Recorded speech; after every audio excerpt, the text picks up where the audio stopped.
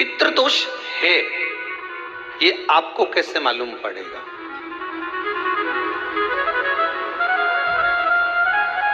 पितृ भूखे हैं इसका तो वर्णन हमने पहले कर दिया कि रात्रि को जब आप सोने के बाद में 1-1.5 घंटे बाद अगर आपकी नींद खुल जाए, 1 घंटा 1.5 घंटा आप सो लिए, उसके बाद जो नींद खुली तो 1-1.5 घंटे तक अगर आपको नींद नहीं आ रही है, रात्रि को सोने के बाद में 1 घंटे बाद जब उठे तो आपको प्यास लग गई,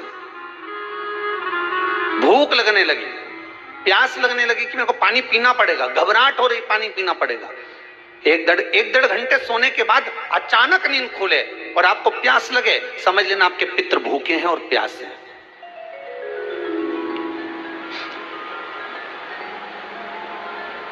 वो भूखे और प्यास हैं, उनको जल की जरूरत है।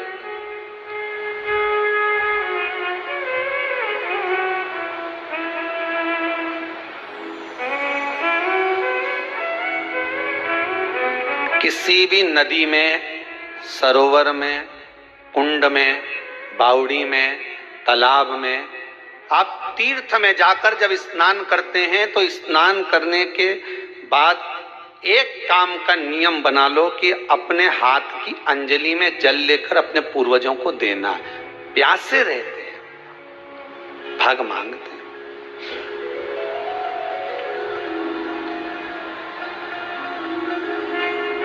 भाग प्राप्त करना। 3 वृक्ष पितरों के तुल्य हैं। नैमिषारण्य की कथा में भी कहा था 3 वृक्ष पितरों के तुल्य हैं। पहला पीपल, दूसरा बट वृक्ष, तीसरा बेलपत्र का वृक्ष। ये पितरों के तुल्य हैं। अगर आपको रात्रि में नींद नहीं आ रही है, ऐसा लगता है कि रात्रि को 1 घंटा 1.5 घंटा सोने के बाद कुछ गलत गलत विचार आने लगते हैं, नींद सुबह 3 बजे तक 4 बजे तक नहीं आती, 4 बजे के बाद फिर नींद आती है, तो एक प्रैक्टिकल जरूर कर देखना। एक प्रैक्टिकल करने में क्या जाता है, प्रयास करने में क्या कुछ जाता है क्या? प्रैक्टिकल कर देखना कि कहीं सियोर वाला महाराज झूठ तो नहीं बोल रहा, तो प्रैक्टिकल करने में कुछ नहीं जाए। 1 लोटा पानी लो, उसमें थोड़ा सा कच्चा दूध डाल लीजिए, श्राद्ध पक्ष चल रहा है, बेलपत्री का पेड़ या पीपल का पेड़ या बट का पेड़, इन पेड़ के नीचे ले जाकर उस दूध को दोपहर में सुबह 10 बजे से लेकर 12 बजे के बीच में ले जाकर चढ़ा दीजिए। रात्रि को फिर ना आपको प्यास लगेगी ना भूख लगेगी, नींद एक बार लगी तो सुबह ही खुलेगी। प्रैक्टिकल करने में क्या जाता है? पानी डालने में तुम्हारा कुछ जाएगा? अरे बोलो तो सरी, हमें तो 10 रुपया का दूध जरूर उसमें, और तुम इतनी चतुर हो, इतना सारा दूध थोड़ी डालोगी, तो 2 गड्ढा लगेगा। कहाँ तुम इतना डालने वाली हो?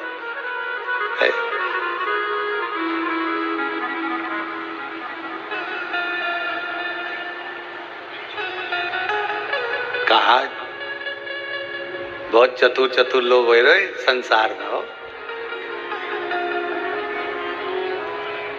भले पूजन पाठ नहीं करे पर कहीं का एकदम मिलने आ जाए ना, क्या अम्मा जी है क्या पाठ कर रही है, फिर वो भी बैठ गई तुरंत, अभी तो सोई थी।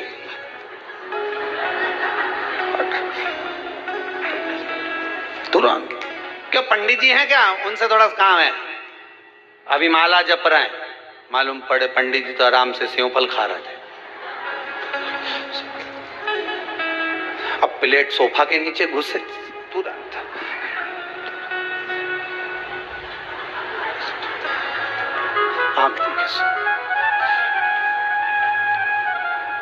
प्रैक्टिकल करने में क्या जाता, कुछ भी नहीं बिगड़ेगा। ये तो बस जल डालोगे तुम्हारा ही कुछ अच्छा हो सकता है, बाबा की कृपा है।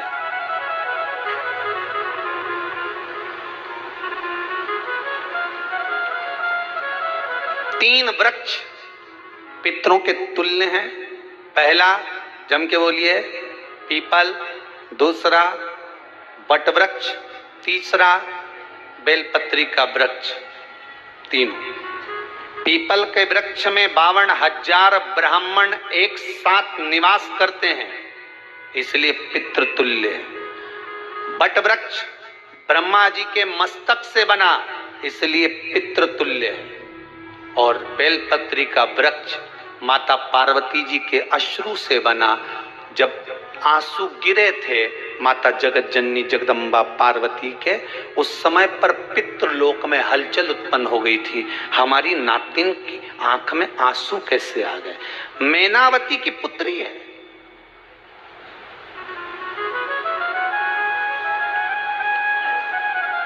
पितरों की नातिन, इसकी अश्रु कैसे गिर गए? पार्वती जी ने कहा, ये आंसू नहीं, मेरा पुण्य भाग प्रकट करती हूं बेलपत्री के रूप में। तो पितरों ने वर दिया था कि ये बेलपत्री का वृक्ष हमारा आशीर्वाद है, इसके नीचे अगर कोई दीप लगाता है, शिव को स्पर्श कर चढ़ाता है, उसके पितरों की शांति होगी। हम स्वयं उसको आशीर्वाद देने के लिए पधारेंगे। बेलपत्र का वृक्ष पितृतुल्य।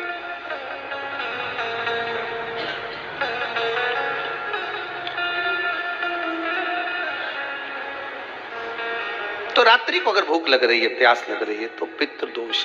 दूसरा पितृदोष का लक्षण बताया, घर में कोई शुभ कार्य ना हो, वंश की वृद्धि ना हो।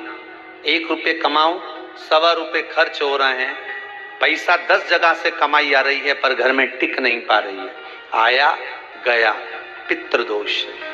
जरा सी कटोरी पड़ी है, उसके पीछे विवाद चालू हो जाए, पानी ढुल गया, उसके पीछे विवाद हो जाए, या छोटी छोटी बात में घर में क्लेश मचा हुआ है, पितृदोष है। समझ लो हमारे पूर्वज हमसे खुश नहीं है, प्रसन्न नहीं। कोई कहता है गुरुजी श्राद्ध बड़े बेटे को करना चाहिए कि छोटे को करना चाहिए? शिव महापुराण की कथा कहती है, अगर जायदाद का पूरा हिस्सा बड़े ने लिया हो और तुमने अपनी माता का दूध ना पिया हो तो एक ही को कर लेने दो। अगर माता का दूध पिया है और अगर एक अंगूठी भी ली है, जरा सा एक कपड़ा भी अगर सास का लिया है, तो श्राद्ध तो तुझे करना ही पड़ेगा, करना ही पड़ेगा। तूने मेरा दूध पिया है तो बिल्कुल जम के तो बोलो। अगर तुमने उनका कुछ खाया है तो अब एक काम और हो सकता है, गुरुजी वो श्राद्ध अगर हम नहीं करें और बड़े भैया करें और हम उन्हीं के यहाँ चले जाएं तो चले जा, मना कौन कर रहा है? पूड़ी का तेल तू ले जा, खीर का दूध 2 थैली तू खरीद के ले जा। जितना वहां वो सेवा करे उतनी सेवा तुम करो। गलत है क्या? जायदाद का भी तो हिस्सा किया था। सुई की नोक के बराबर नहीं धुआं ने, ईंट इधर खसकी है तो हमारी इधर खसका दीजिए। हमारी बसियत में इतना लिखा है तो फिर बसियत में ये भी लिख के जाना चाहिए था। मैं तो क्यों सबके, तुम डरो मत ही रहे एक भी। जब छोरा छोरी के जब सब सामान, प्रॉपर्टी दो ना, जमीन दो ना, जायदाद दो ना, सारा सामान छोरा छोरी के दो, तो उनके लिख के भी जाओ कि हमारी श्राद्ध कर दे अच्छे से, नहीं तो भूतड़ी बन के सताऊंगी।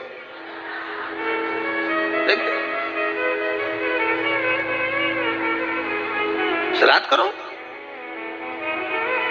कितना दिया तुमको? बोलो, ईमानदारी से बोलना, कितना दिया? ढेरों। और एक बात बहुत अच्छे से कहूंगा, आप लोगों के जीवन में उतरे। अगर मायके में भाई, मायके में भाभी, मायके के लोग अगर आपके माँ बाप का श्राद्ध नहीं करते हैं तो बेटी भी अपने माता पिता का श्राद्ध कर सकती है। उसने भी दूध पिया है अपने माता पिता का, पर वो श्राद्ध का भोजन कौन कराएगा? बेटी का पुत्र हो, बेटी की पुत्री हो, वो कराए। और नाम वो नाना नानी का ले ले, करे। अगर वो नहीं कर रहे हैं, वो नहीं संभालते, वो नहीं जानते, तो आप करो तो करे। 2 भाग होते हैं।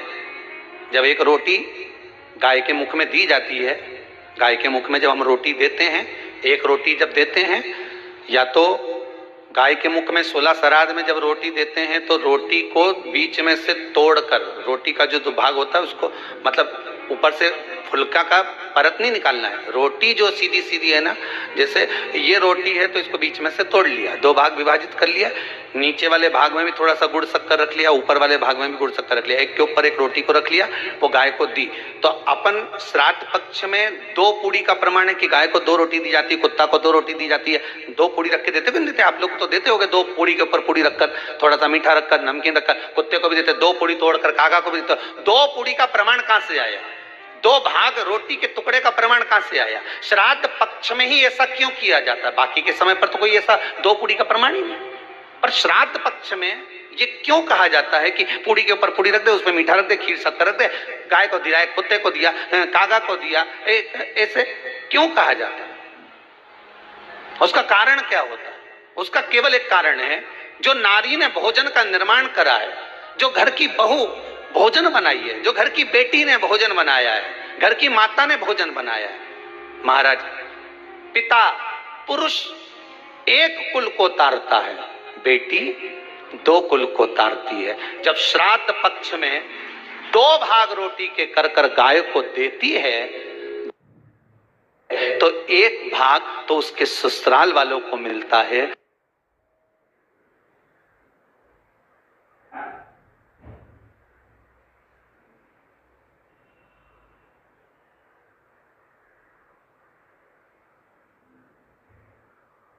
मायके को भी मिले, ससुराल को भी। जब गया जी का पिंड होता है तो नाना नानी सबका स्मरण कराया जाता है। 2 भाग,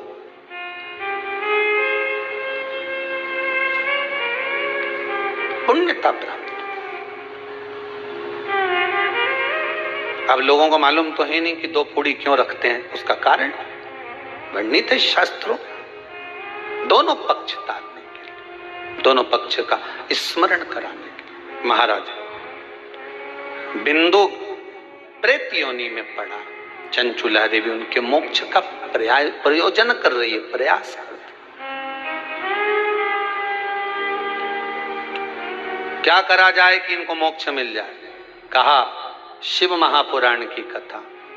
पार्वती मैया की सहेली बन गई और पार्वती मैया ने शिव महापुराण में प्रेत योनि से मुक्त होने के लिए कहा, तुम रुका जी के यहाँ जाओ, देवऋषि नारद के पास जाओ। नारद जी ने तुमरुका जी के पास भेज दिया। क्यों? नारद जी जानते हैं मैं कथा नहीं कर सकता, मैं कथा सुन सकता हूं पर कह नहीं सकता, कहने के लिए मुझे बैठना पड़ेगा, सुनने के लिए हो सकता है कि मैं चले जाऊं, वापिस आकर बैठ जाऊं।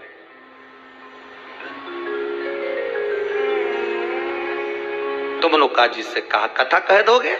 हाँ, कहने में क्या दिक्कत है, मेरे पति को प्रेत योनि से मुक्त करना है। तुमरुका जी बोलते हैं केवल तुम्हारा पति प्रेत योनि से मुक्त नहीं होगा। तुमरुका जी ने शिव महापुराण में कहा, सुनो चंचुला देवी, केवल एक व्यक्ति शिव पुराण से नहीं तरता, इस बिंदुक जैसे ना जाने कितने प्रेत इस वायुमंडल में घूम रहे होंगे, ना जाने कितने पितर, ना जाने कितने आहूत, ना जाने कितने वासुक इस वायुमंडल में घूम रहे होंगे। तुम्हारा पति तुमको दिखा नहीं, तुम्हारा बिंदुक तुम्हें कभी नजर आया नहीं, फिर कारण क्या था? बस मन में शांति नहीं है। घर में सारा सुख है पर हृदय में शांति नहीं, समझ लो पितृदोष है। क्या करा जाए फिर? क्या करोगे? महाराज, हृदय शांति, हृदय शांति। केवल एक अकेला बिंदुक शिव महापुराण की कथा सुनकर नहीं तरेगा। तुमरुका जी कहते हैं जिस समय पर मैं शिव महापुराण की कथा कहूंगा, सुनो चंचुला देवी, इस संसार के इस भूमंडल पर मृत्यु लोक में जितने भी जीव इस संसार सागर में भटक रहे होंगे, शिव महापुराण की कथा सुनकर वो भी तर जाएंगे। ये अकेली बिंदुक को तारने वाली नहीं है, इस मृत्यु लोक में जो विराजमान, आज भी नियम है महाराज, श्राद्ध का भोजन टेबल पर नहीं कराया जाता। श्राद्ध का भोजन ब्राह्मण को कुर्सी पर बिठाकर नहीं कराया जाता। श्राद्ध का भोजन किसी भी प्रमाण है कि ब्राह्मण के लिए भूमि पर आसन लगना चाहिए और जमीन पर बैठकर कराना चाहिए। तब क्यों? क्योंकि इस भूमि पर बैठकर जब भोजन कराएंगे, इसी भूमि से ना जाने कितने पितृ गए, कितने तर्पण हुए, कितनी तिलांजलि हुई, इसी भूमि से, इस रज से, इस कण से ना जाने कितने जीव चल गए। अब लकड़ी पर या टेबल पर या कुर्सी पर बैठकर ब्राह्मण को भोजन कराने का प्रमाण नहीं है। अब आपका फैशन ज्यादा हो गया तो बात दूसरी है। पंडित जी ऊपर बैठ के खा लोगे क्या? पंडित जी तो बोल देंगे अच्छा है खिला दो।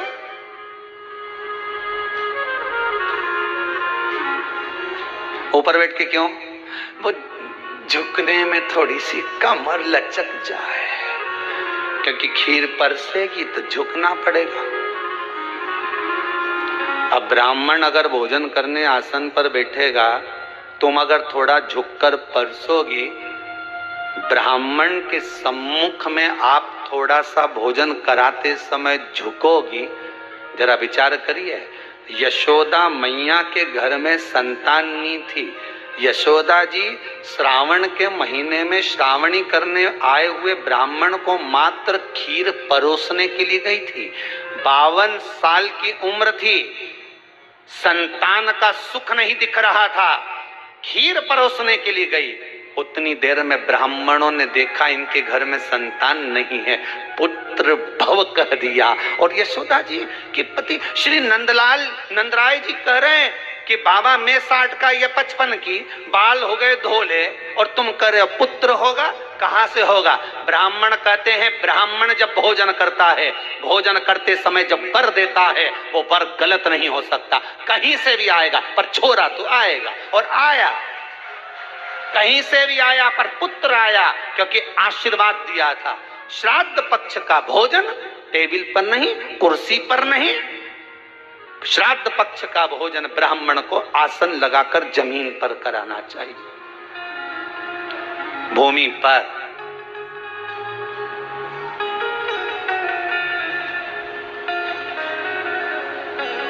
अब आजकल के ब्राह्मण भी थोड़े नीचे,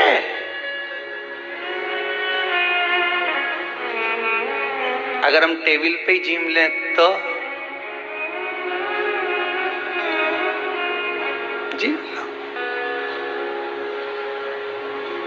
अब क्या बोले भी तो क्या बोले, तुम वही बताओ।